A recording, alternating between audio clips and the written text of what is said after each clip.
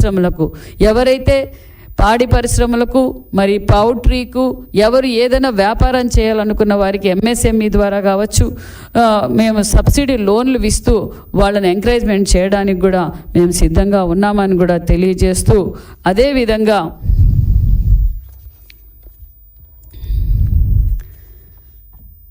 మరి ఈరోజు రాష్ట్ర వ్యాప్తంగా బీసీలు 50% కలిగిన అర్ధ భాగం కలిగిన బీసీలకు గత ప్రభుత్వంలో 14-19లో బీసీలకు బీసీ భవన్లు ఏర్పాటు చేయడానికి ముఖ్యమంత్రి గారు స్థలం కేటాయించి 2 కోట్ల నిధులు కూడా కేటాయించారు.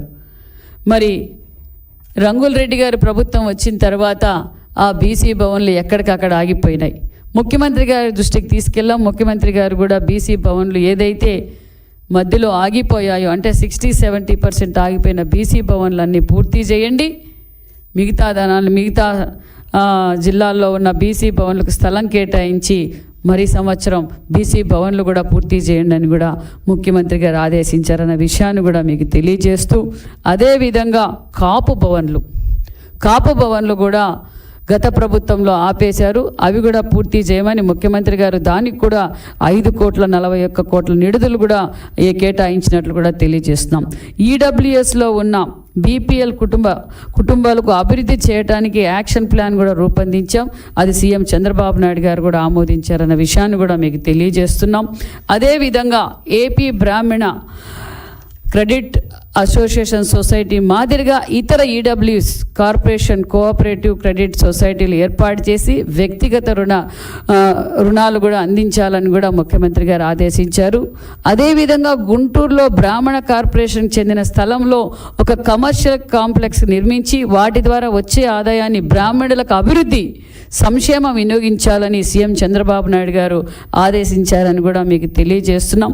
అదేవిధంగా 1000 జెనరిక్ మెడికల్ షాపులు కూడా మేము దగ్గరలో లాంచ్ చేస్తున్నాం. ఏదైతే విద్యార్థులు బీఫార్మసీ చదువుకున్న విద్యార్థులకు ట్రైనింగ్ ఇచ్చి వాళ్లకు స్వయం ఉపాధి కింద అంటే వాళ్ళ కాళ్ళ మీద వాళ్ళు నిలబడాలి కాబట్టి ఆ విధంగా కూడా 1000 ఈ జెనరిక్ మెడికల్ షాపులు కూడా మేము విడుదల చేస్తున్నామన్న విషయాన్ని కూడా తెలియజేస్తూ, పౌల్ట్రీ ఫామ్లు, షీప్ ఫార్మ్లు మరియు బీసీలకు కోసం ఎవరైతే ఇంట్రెస్ట్ ఉన్న వాళ్లకు ట్రైనింగ్ ఇచ్చి వాళ్ళకి సబ్సిడీ లోన్లు ఇచ్చి అన్ని విధాలుగా ఆదుకుంటున్నామన్న విషయాన్ని కూడా మీకు తెలియజేస్తూ, మరి ఇదే విధంగా ప్రతి కుటుంబం నుంచి కూడా ఒక వ్యాపారవేత్తను తయారు చేయాలన్నదే ముఖ్యమంత్రి గారి లక్ష్యం.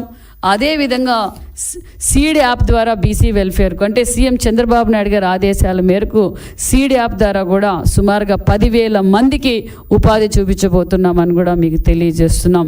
రాష్ట్రంలో తొలి విడతగా బీసీ ఈడబ్ల్యూఎస్ చెందిన 10,000 మందికి వ్యాపారవేత్తలుగా తయారు చేయాలి. అంటే ఇది 80,000 మందికి మహిళలకు, ఒక పక్క బీసీ వెల్ఫేర్ తరఫున పౌల్ట్రీ మరియు sheep farms, generic medical stores, వాళ్ళు ఇంకా ఏదైనా ఫుడ్ ప్రాసెస్ యూనిట్స్ పెట్టుకుంటామన్న అదొక పక్కన వ్యాపారవేత్తల్ని తయారు చేస్తూ సీడ్ యాప్ ద్వారా 10,000 మందికి ట్రైనింగ్ ఇస్తూ మరి వాళ్ళు తయారు చేసిన వస్తువులు బైబ్యాక్ మళ్ళీ మార్కెటింగ్ కూడా మనమే చేసే విధంగా కూడా ఇది మార్చి లోపల 10,000 మందిని తయారు చేస్తున్నామన్న విషయాన్ని కూడా మీకు తెలియజేస్తూ ఈ కార్యక్రమం కూడా జనవరి నుంచి మొదలు పెడుతున్నామన్న విషయం కూడా మీకు తెలియజేస్తున్నాం. ఇప్పటికే సీప్ చైర్మన్ దీపక్ రెడ్డి గారితో కూడా మేము డిస్కస్ చేసాం. అదేవిధంగా సెంచురియన్ యూనివర్సిటీ వారి దగ్గర కూడా వాళ్ళ సూచనలు సలహాలు కూడా తీసుకున్నామన్న విషయాన్ని తెలియజేస్తూ, ఇది ఒక స్థానిక సంస్థల రిజర్వేషన్ చెప్పాను,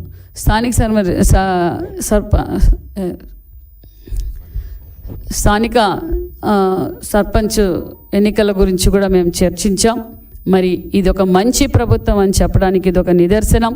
ఎందుకంటే ఏదైతే మాట చెప్పామో ఆ మాట నిలబెట్టుకున్న ప్రభుత్వం ఎన్డీఏ ప్రభుత్వం. తొలి సంతకం మెగా డిఎస్సి అన్నాం, అదేవిధంగా ఉచిత ఇసుక అన్నాం, అదేవిధంగా అన్నా క్యాంటీన్లు అన్నాం, జగన్ భూ చట్టం రద్దు అన్నాం, అభివృద్ధి ధ్యేయంగా పనిచేస్తున్నాం. ఒక పక్క అమరావతి పనులు మొదలైనవి, ఒక పక్క పోలవరం పనులు మొదలైనవి. రాష్ట్ర వ్యాప్తంగా మరి పల్లె పండగ కార్యక్రమంలో సీసీ రోడ్లు వేస్తున్నాం, డ్రైనేజీలు వేస్తున్నాం. అదేవిధంగా పొలం పిలిచింది గత ప్రభుత్వంలో రైతులు పట్టించుకున్న ప్రభుత్వం కాదు గత ప్రభుత్వం. ఈరోజు రైతులకు పెద్దపీట వేయబోతున్నాం అనే విషయాన్ని మీకు తెలియజేస్తూ, రైతన్నులు ఏ పంట పెట్టాలి, ఏ పంట పెడితే దిగుబడి వస్తుంది, ఏ మందులు వాడాలని చెప్పి రైతుల దగ్గరికి అధికారులు వెళ్ళి పొలం పిలిచింది కార్యక్రమం కూడా ఆల్రెడీ చేస్తున్నాం. రెవెన్యూ సదస్సులు చేస్తున్నాం, గ్రామ సభలు చేస్తున్నాం. ప్రజలు కూడా మా దగ్గరకు వచ్చి ఇది మంచి ప్రభుత్వం అనే విషయాన్ని కూడా మాకు తెలియజేస్తూ, మరి ఎన్నో పరిశ్రమలు కూడా ఏదైతే గత ప్రభుత్వంలో తరలిపోయిన పరిశ్రమలు కూడా మళ్ళీ ఈ పరిశ్రమలు రాబోతున్నాయి. ఏదైతే మా యువగళం అధినేత నారా లోకేష్ గారు 20 లక్షల ఉద్యోగాలు ఇస్తామన్నామో ఆ ప్రణాళికలో మేమంతా చేస్తున్నామన్న విషయాన్ని కూడా తెలియజేస్తూ, మరి నాకు ఈ అవకాశం కల్పించిన మీ అందరికీ నమస్కారం తెలియజేసుకుంటూ మరొకసారి హ్యాపీ క్రిస్మస్. నన్ను డిస్టర్బ్ చేస్తే చెప్పేస్తాను, అది మీరు డిస్టర్బ్ చేసేసారు అంటే 34ది కొంచెం పర్టికులర్గా చెబుతానని.